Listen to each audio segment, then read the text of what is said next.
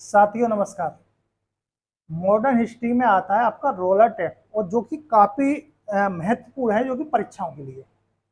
Roller act जो है वो 19 मार्च 1919 को लागू हुआ। कब हुआ? 19 मार्च 1919 को। अगर हम इतना लेके बस रोल रोल का मतलब तो घुमाओ, घुमाओ का मतलब ये होता है 1919, बार बार आ रहा है नहीं आ रहा। तो रोलट में अगर केवल इतना पड़ा है दो शब्द, रोल, रोल का मतलब बार बार, ऐसे रोलट, ये याद करने के लिए 1919 में रोलट एक्ट जो है पास हुआ, और उस दिन डेट भी 19 थी। अब बात ये आती है कि आखिर रोलट एक्ट था क्या। तो रोलट एक्ट में मैं आपको बताऊं कि रोलट एक्ट जब पास हुआ तो उसका सबसे बड़ा दोष ये था कि किसी भी व्यक्ति को, उस समय सरकार जो थी उसको किसी भी व्यक्ति को संदेह के आधार पर गिरफ्तार कर सकती थी। और मजे की बात यह है कि उसके विरुद्ध वह व्यक्ति ना तो कोई अपील कर सकता था, ना दलील दे सकता था, ना वकील कर सकता था। और सरकार उस व्यक्ति को 2 साल तक संदेह के आधार पर अपने यहाँ सरकार मतलब पुलिस जो थी वो अपने यहाँ रख सकती थी।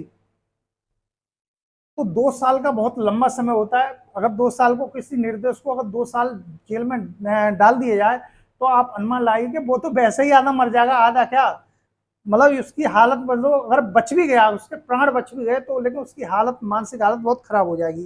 तो ये एक्ट जो था वो बहुत खराब था, इसीलिए इस एक्ट को काला कानून कहा गया। क्या कहा गया? काला कानून। संदेह के आधार पर गिरफ्तारी, किसी व्यक्ति पर संदेह हुआ सरकार को, और संदेह नहीं हुआ, आंदोलनों को दबाने के लिए वैसे उठा लिया, लेकिन उसे संदेह का नाम दे दिया जाता था। देखो, आपकी परीक्षा में आपका नंबर लाना और सिलेक्शन, उसके लिए मुझे कितनी भी मेहनत करनी पड़े उसके लिए मैं तैयार हूं, लेकिन मेरे साथ साथ आपको भी मेहनत करनी पड़ेगी। इस पुलिस परीक्षा के लिए एक एक करके जितने भी टॉपिक बनेंगे, मॉडर्न हिस्ट्री के, पॉलिटिकल के, ज्योग्राफी के, मतलब पूरा जीएस का जितना मैटर होगा, जीएस के साथ साथ अन्य सब्जेक्ट भी मैं टच करूंगा। और कोशिश ये करूंगा कि ज्यादा से ज्यादा इस बार जो 52 से 55 हजार वैकेंसी आने वाली हैं उसमें मेरे द्वारा पढ़ाए हुए बच्चों का सिलेक्शन हो और मुझे खुशी मिले। लक्ष्य तो ये रखा है कि ज्यादातर बच्चे मेरे पढ़ाए हुए आए या मुझसे टच हो वो आए।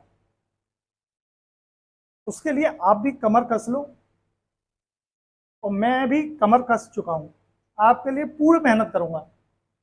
रोलर टैक्ट, देखो बेस बनाना जरूरी होता है। आपने देखा होगा कि जब किसी चीज का फर्श का प्लास्टर वगैरह कराते हैं मिस्त्री से, तो राज मिस्त्री होता है मैसोन, तो जब उससे कराते हैं तो वो क्या करता है, पहले एक बेस बनाता है पूरा सीमेंट बालू का जो भी है या बजर फुट का, पूरी छत पर, उसके बाद उसे लेवल मिलाता है। अगर वो थोड़ी थोड़ी जगह सब जगह डाल देगा ना तो उससे मामला बनेगा नहीं। ऐसे ही मैं जब तक आपको लेंथ ही नहीं पढ़ाऊंगा तब तक आपके क्वेश्चन जो है निकल के नहीं आएंगे। आप वो तो बता दो कि माना मैं टिक मार का यहाँ पे ऑप्शनल कराता चलू, आप उसमें केवल वहीं तक सीमित रहेंगे, लेकिन आपने एक बार थ्योरी पढ़ ली उसके बाद आप हजारों तरह के क्वेश्चन अपने आप निकाल सकते हैं। ये जीत की सबसे बड़ी निशानी है। तो देखो, रोलर एक्ट जो है 1919 में लागू हुआ। संदेह के आधार पर किसी की भी गिरफ्तारी कर सकते थे। उस गिरफ्तारी के साथ वो ना दलील दे सकता था, ना अपील कर सकता था, और वकील भी नहीं कर सकता। मतलब वो है कि जेल में पढ़ा पढ़ा तड़पता रहे। उसको पब्लिक ने क्या कहा है, बोले काला कानून, और सही भी कहा। और इसका विरोध गांधी जी ने भी कहा, और यह भी कहा कि अगर इस कानून को वापस नहीं लिया गया तो सत्याग्रह और आंदोलन होगा। काला कानून उसे कहा गया। एक और बात उसके साथ साथ क्या था कि व्यक्ति को तो वो गिरफ्तार कर ही सकते थे, उसके साथ साथ उनकी मर्जी जहां हो, जिस जगह हो, उन्हें जैसा लगे और ना लगे तो भी वो जाकर उसका दुरुपयोग उस कानून का कर सकते थे। पुलिस वाले उस समय जो पुलिस थी, अंग्रेजों की जो पुलिस थी, कि किसी भी जगह का जाके सर्च कर सकते थे। सर्च के आधार पर फिर वो गिरफ्तारी भी किसी की कर सकते। ये दोनों व्यवस्थाएं ऐसी थी जो कि काले कानून से संबंधित थी, कि किसी भी घर में जाओ बिना वारंट के आप उसका सर्च कर लो। मनमानी हो गई है एक तरह से। उसके बाद क्या हुआ कि जब पब्लिक में रोष हुआ, गांधी जी ने भी धमकी दी, बोले कि अगर ये जो, देखो गांधी जी ने पहला सत्याग्रह किया चंपारण में, जो बिहार में कितने में हुआ, वो 1917 में। चंपारण जो हुआ था वो हुआ 1917 में। कहां पर? बिहार में।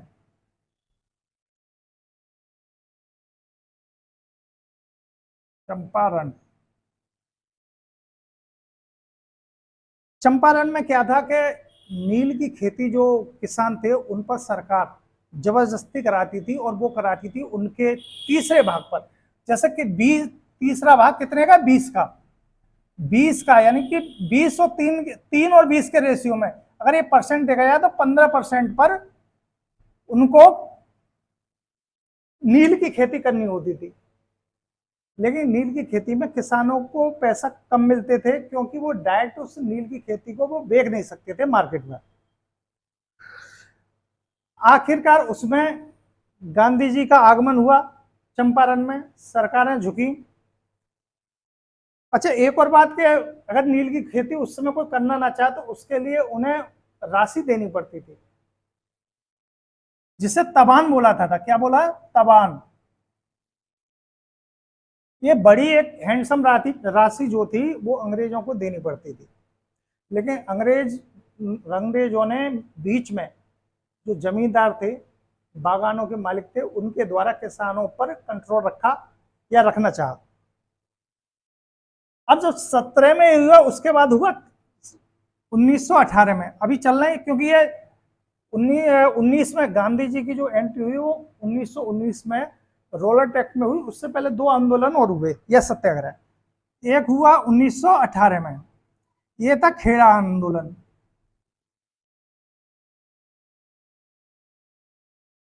1918 में जो हुआ वो खेड़ा आंदोलन था। वो इस बात के लिए था कि फसल की पैदावार कम हुई थी और उसकी वजह से किसान भूमि कर देने में असमर्थ थे। एक रूल भी था उस समय भूमि कर का कि अगर किसी किसान की टोटल भूमि का 25% यानी 25% या 25 स्तर से नीचे अगर फसल होती है तो उसका पूरा टैक्स माफ किया जाएगा।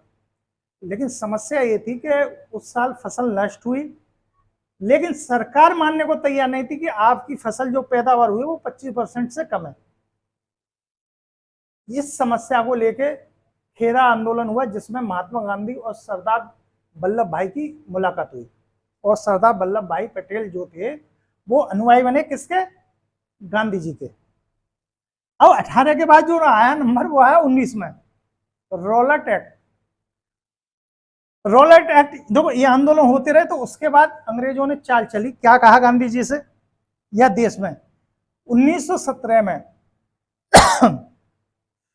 गांधी जी से जो अंग्रेज वगैरह थे, या बीच बीच में जो आंदोलन गांधी जी से पहले भी हुए, इस बात को देखते हुए अंग्रेजों ने एक बात कही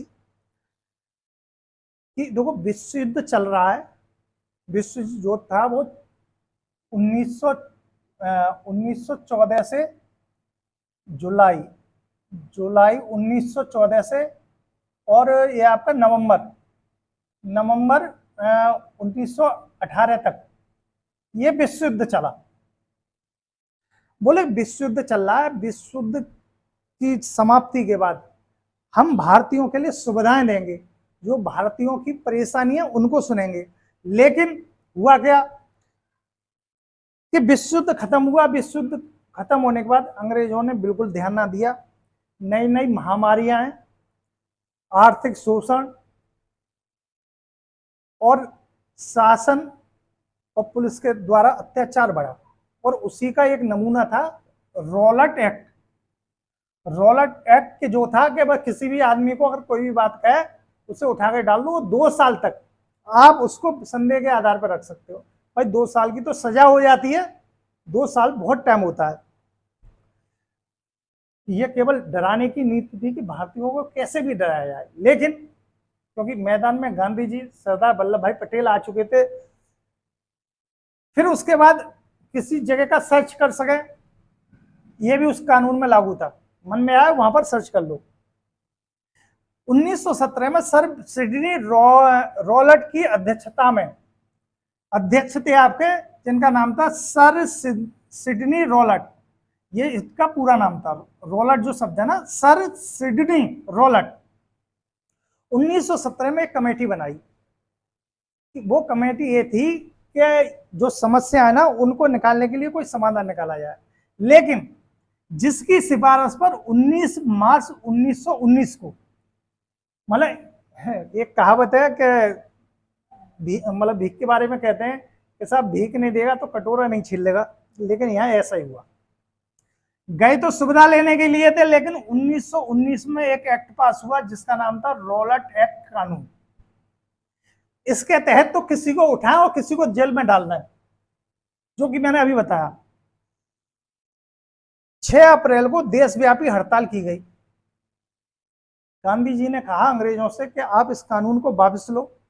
जब वापस नहीं लिया गया तब 6 अप्रैल को देशव्यापी हड़ताल की गई। कब? 6 अप्रैल को देशव्यापी हड़ताल की गई। 9 अप्रैल को दिल्ली के पास पलवल है, कभी आप पैसेंजर ट्रेन में बैठे होंगे तो पलवल आता है, दिल्ली के नजदीक है, तो पलवल के लिए पैसेंजर गाड़ियां भी चलती हैं। 9 अप्रैल को दिल्ली के पास पलवल पर गांधी जी को गिरफ्तार कर लिया गया। बोले कैसे? तो आवाज दबाई जाए, लेकिन आवाज दबनी नहीं थी। 10 अप्रैल को पंजाब के नेता सत्यपाल और किचलू, पंजाब के नेता थे जिनका नाम था सत्यपाल और किचलू को गिरफ्तार कर लिया गया। कहां से? अमृतसर से। तो वो रॉलट एक्ट है। अब इसके बारे में देखो, किचलू, सत्यपाल और ये नेता पंजाब से कौन कौन गिरफ्तार हुए, ये आपका क्लियर हो जाएगा। देशव्यापी हड़ताल हुई। अच्छा एक और बात, हड़ताल शब्द मोस्टली मैं समझ रहा हूं कि आंदोलन में पहली बार यहीं पर यूज हुआ, पहली बार यहीं पर यूज हुआ 1919 में। दूसरा विश्व युद्ध जो हुआ था, प्रथम फर्स्ट वर्ल्ड वार, आपका जुलाई को चालू होकर 14 को 18 तक चला, नवंबर 18 तक। जो रॉलट एक्ट था वो सर सिडनी रॉलट की अध्यक्षता में बना, जिसकी रिपोर्ट के आधार पर 1919 में यह एक्ट लागू कर दिया गया कि किसी को भी पकड़ो और जेल में डालो, जिसे पब्लिक ने काला कानून कहा। और कहा भी जाना चाहिए था, वास्तव में था भी काला कानून। मैं मॉडर्न हिस्ट्री के, क्योंकि मॉडर्न हिस्ट्री से सवाल अधिक आते हैं, उससे डीपली आपका कराऊंगा। उसके साथ साथ और टॉपिक वाइज, जैसे एनवायरमेंट, पर्यावरण है, पॉलिटिकल है, अन्य सब्जेक्ट है, उसको भी डीपली लूंगा। आपके क्वेश्चन 100% मिलेंगे, बस आप मेहनत करते रहिए मेरे साथ। जय हिंद, भारत मां की जय।